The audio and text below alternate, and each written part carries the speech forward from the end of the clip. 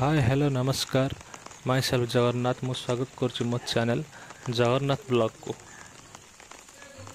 आज हूँ मंगलवार आज सकाल सकाल एत प्रबल वर्षा जे आप भाभी भी पारे से वर्षा पागरे आज भाई मानकर माछ धरापी योजना है।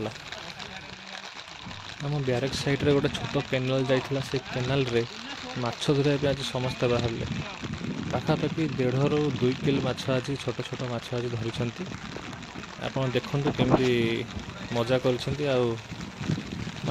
धरी वीडियो को देखु एंजॉय करंतु आ चैनल को लाइक करंतु सब्सक्राइब करंतु शेयर करंतु।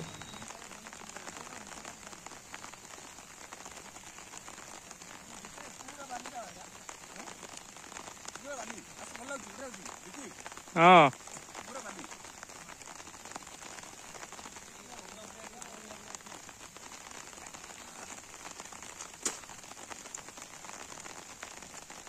अरे भासीला भी अभिनय गोटे कर